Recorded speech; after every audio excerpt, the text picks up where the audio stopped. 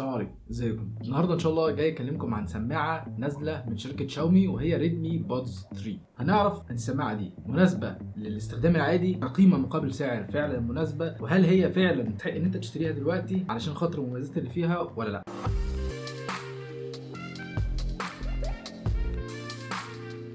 ازيكم عاملين ايه؟ انا كريم شرقاوي. النهارده ان شاء الله هراجع معاكم السماعه دي اللي انا اشتريتها بقالي تقريبا شهرين او 3 شهور، وقاعد بجرب فيها بقالي كتير. للاسف ما كانش عندي الفرصه ان انا اصور الحلقه على طول بعد ما جبتها زي ما كنت بعمل في السماعات اللي فاتت، ولكن هديكم تجربه 3 شهور في الفيديو ده، فركز معايا قوي. منزلين منها اتنين، البادز 3 والبادز 3 برو. بس انا النهارده جايب البادز 3 وجبتها وانا كنت في مشوار ومحتاج سماعه جدا جدا جدا، كنت معيش السماعه بتاعتي وهكذا، فاضطريت ان اخش اشتري دي. انا عاده ما بحبش منتجات ريدمي قوي، لكن قلت بصراحه اديها التجربه ونشوف مع بعض. دي العلبه بتكون بضمان الصافي، دايما ورا في بقى مكتوب كام معلومه كده بالانجليزي وبالصيني وبتاع. شركه ريدمي وهي من ضمن الشركات بتاعه شاومي فيها ريدمي ومي واميسفيت وكذا شركه تانية تبقى ساب كومباني، زي شركات كتيره صينيه برضو وهم ساب كومبانيز مع بعض. اوبو، ريلمي، وان بلس مؤخرا اللي اشتريتها اوبو، في اللي هي تبقى تحت مجموعه شركات كي وهكذا. يعني المهم ده مش موضوعنا هو سماعه وبتيجي في العلبه دي، بتشحن بشاحن تايب سي، ومنها اللون الابيض ده اللي معايا. في من قدام عندك زرار اللي هو بتاع الباور، او اللي هو الزرار اللي بتعمل منه ريسيت للسماعات عشان لو عايز تشبكها على جهاز تاني او علشان تعمل لها اعاده ضبط مصنع. وده بيكون السماعات من جوه. بص صوت قفله العلبه عالي قوي. بصوا، يعني انا اعتقد لو حد بيسمع بالسماعات هيتضايق مني جدا في الفيديو، بس ما تعملش كده لو سمحت. والله السماعات اول ما انت بتطلعها من العلبه بتاعتها تبقى شبه قوي السماعات اللي هي بتاعه ابل ايربودز 2، شبهها تقريبا بالملي، ولما كمان بتحطها في ودنك بتكون شبهها قوي. خلينا نتكلم الاول عن المواصفات، بعد كده اوريكم اللبس وايه اللي حصل معايا وانا بلبسها، المريحه والكلام ده. زي ما قلت لكم دي العلبه، وده الشاحن تايب سي، وده زرار باور. مفيش اي حاجه بتقول العلبه دي تشحن في قد ايه بشكل كامل، وبصراحه انا حاولت ان انا اقيسها ما عرفتش، لان انا استخدمتها كتير قوي وما شحنتهاش تقريبا غير 3 4 مرات. انا مش هقدر اقول لك بصراحه بتشحنها قد ايه، ولكن اعرف ان بتشحن السماعات نفسها مرتين بس. يعني السماعات نفسها لما بتفصل تشحنها مرتين فقط، وهنا نص ساعه شحن تديك تقريبا ساعه ونص استماع. العلبه دي البطاريه الداخليه بتاعتها 310 ملي امبير، البطاريه الداخليه بتاعت السماعات 35 ملي امبير. السماعه نفسها زي ما قلت لكم شبه بتاعه الابل ايربودز 2، وبنلاقي فيها كذا حاجه. في عندنا من هنا في المايك الثاني، ومن تحت في مايك الاولاني، وفي كمان الحته بتاعه الشاحن. من هنا هنلاقي كمان تحت المايك اللي هو التاني ده اللي هو الاسود، هنلاقي هنا في الحته او التاتش اللي تقدر تستخدم منها الفانكشنز بتاعه السماعه. والسماعه زي ما انتم شايفين بتركب كده في الودن، بتتعلق في الودن. يعني هي بتتعلق في الودن كده شبه الايربودز 2 ده، اول ما بتخرجها تحطها كده ده بيكون شكلها في الودن شبه بالظبط الايربودز 2، وما بتعملش زي الايربودز 2 كده من ودنك، لا هي لما بتعمل بصراحه بترجع لورا كده. نتكلم في الحته دي بالتفصيل قدام. ونلاقي مكانهم طبعا في السماعه نفسها، نلاقي في النقطتين بتوع الشحن اللي بتقدر تشحن بيهم. لازم اول ما تجيبها تشيل اللزقه اللي بتبقى موجوده عليها عشان تقدر تحطها وتشحن. طول ما اللزقه موجوده عليها السوكت بتاع الشحن مش هيضرب في مكان. لما يكون في عواصف رعديه او حاجه ما تستخدمش السماعه دي. بصوا هو في كمان نوت، هو احنا في الصيف انا عارف، بس بيقولوا كمان في المانيوال بتاعها ان انت في الشتاء لو الجو كان ساقع قوي، ايدك كانت عارفين اللي هي بتبقى دراي قوي او اللي هي بتبقى ناشفه شويه، مش تقدر ان انت تتحكم في الفانكشنز بتاعت الساعه كلها. فلو انت في مكان الدنيا فيه بتسقع في الشتاء جامد، ممكن السماعه دي ما تبقاش جامده معاك قوي، بس ده ممكن مش شرط. علشان انت تعمل اقتران بالسماعه دي للموبايل بتاعك اول مره، بس مجرد انت بتفتح العلبه كده وبتطلع السماعات تحطها في ودنك، بتظهر لك على التليفون عندك حاجه اسمها ريدمي بادز 3، وبتبتدي تعملها كونكت. لو انت معاك موبايل شاومي فعلى طول مجرد ما بتقرب الكيس دي منه وبتفتح الكيس بتظهر لك الاقتران زي بتاعه الابل مع ابل، وكمان بتظهر لك بقى نسبه الشحن بتاعه السماعات وهكذا. في الموبايلات العاديه ما بتظهرش كده، علشان تخليها تقترن بجهاز تاني، لان السماعه دي ما بتقترنش بجهازين في نفس الوقت. فعشان تعمل كده بتحط السماعات تاني في العلبه، وبعدين بتدوس على الزرار اللي قدام لمده 3 ثواني تقريبا لغايه اما البتاع ده يعمل فلاش، النور اللي قدام ده يعمل فلاش، تبتدي تعمل لها اقتران بالجهاز التاني. النور اللي قدام ده بيعمل فلاش باللون الابيض بس لما بتكون السماعه مشحونه، العلبه نفسها يعني مشحونه بينورش، ولما بيكون الشحن بتاعها قليل بينور بالابيض عشان تبتدي ان انت تشحنها وما تروحش عليك الشحن بتاعتها وتتسوح.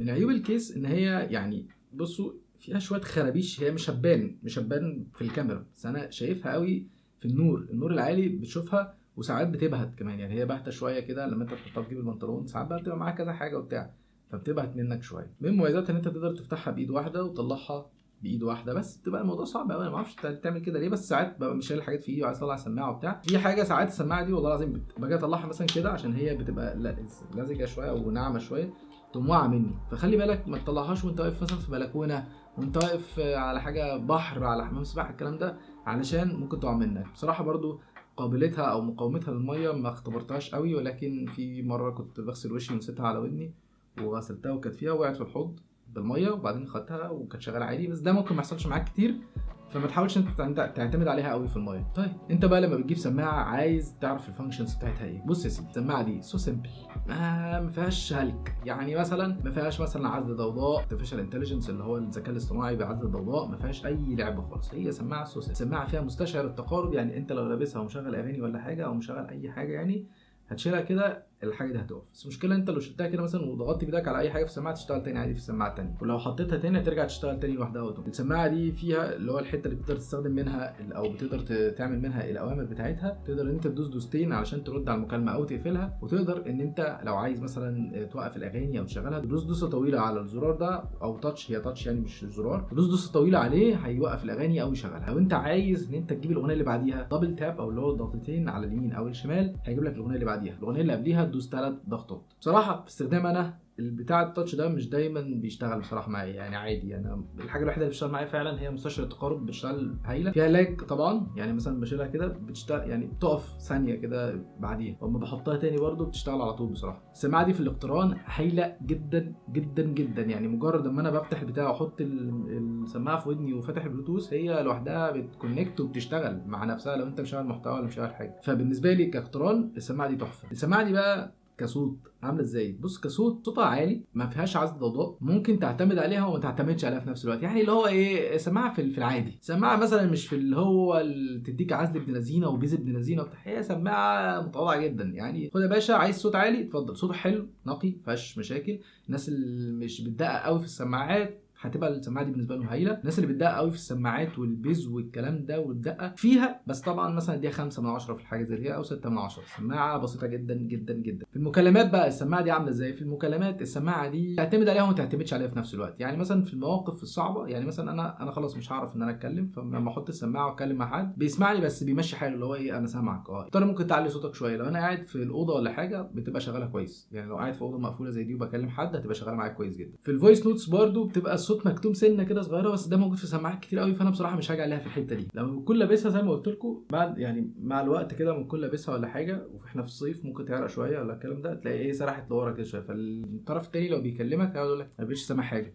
فهتضطر ان انت تعملها كده وتعدلها. بس الامانه لله ما بتقفلش المكالمه، لان هي عايزه دبل تاب، فهي ما بتقفلش المكالمه، فانا بقعد اعدلها عادي براحتي، مفيش مشكله في الحته دي. السماعه ثباتها في الودن برده كويس جدا. استخدمتها وانا في الجيم، استخدمتها وانا بجري، استخدمتها وانا ماشي في الشارع وراكب الميكروباص وراكب كل حاجه، ما فيهاش حاجه. بس ما تلبسهاش وانت لابس الموتوسيكل. بصراحه ما جربتهاش ومش حابب ان انا اجربها، يعني افرض وقعت مني اعمل ايه بقى؟ انزل بقى ادور عليها ولا هعمل ايه؟ فيعني ما تلبسهاش وانت راكب الموتوسيكل قوي يعني، او ما اعرفش بقى، شوف بقى انت لو عايز تلبسها وانت راكب الموتوسيكل يعني دي حاجه ترجع لك. يعني السماعه سعرها 1100 جنيه حاليا، السعر الرسمي بتاعها ممكن تلاقيها ارخص من كده في اماكن وممكن تلاقيها اغلى من كده في اماكن تانية جشعه شويه، ولكن سعرها حاليا 1100 جنيه. وبالنسبه للسعر ده بصراحه انا شايف ان سعر غالي جدا عليها. السماعه دي مثلا لو بقيمه 700 جنيه 600 جنيه كان هيبقى مناسب ليها اكتر، فكقيمه مقابل سعرها اعلى بكتير قوي من القيمه بتاعتها. بس دي كانت كل حاجه في حلقه النهارده. اتمنى تكون الحلقه عجبتك. لو عجبتك اديني لايك علشان تساعدني في نشر المحتوى، واعمل سبسكرايب شوف الحلقات اللي فاتت، وان شاء الله استنى الحلقات الجايه برضه هتكون حلوه جدا. ودايما في اخر كل حلقه بشكرك انك شفت الحلقه للاخر. شكرا، السلام عليكم.